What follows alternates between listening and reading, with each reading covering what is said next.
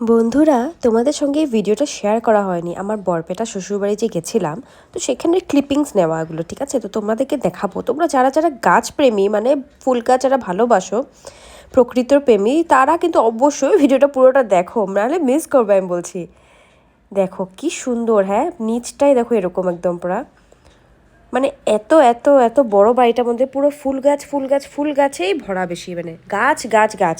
মানে রাজদ্বীপের ছোট কাকু আমার, মানে কাকা শ্বশুরমশাই, উনি মানে গাছ খুব ভালোবাসেন। আর ওনার মানে ফ্রি সময়তে এসবই। ছাদটা দেখো কত বড়, ছাদটাতে মানে নার্সারি, মানে বলতে পারো, মানে একদম পুরো মানে ডিট্টো নার্সারি বলবে। মানে কি ফুল নেই, কি গাছ নেই। আর এখানে আরেকটা ইউনিক ব্যাপারটা কি জানো, দেখো বিসলেরির যে জলের বোতলগুলো, ওগুলোকে কেটে পেইন্ট করে ডিজাইন করে তারপর কিন্তু বেশিরভাগ পট বানানো হয়েছে। তো এটা আমার সবচেয়ে বেশি আরও বেশি ভালো লেগেছে। মানে ভিডিওটা না অনেক অনেক অনেক বড় হয়ে যেত, তোমরা দেখতে হয়তো বোর পেতে, তার জন্য আমি ছোট করে দিয়েছি। কিন্তু এত দারুণ না, এত দারুণ ভিউ। মানে দেখো একটা কামরাঙ্গা গাছ, দেখো ছোটো ছোটো কামরাঙ্গা উঠেছে।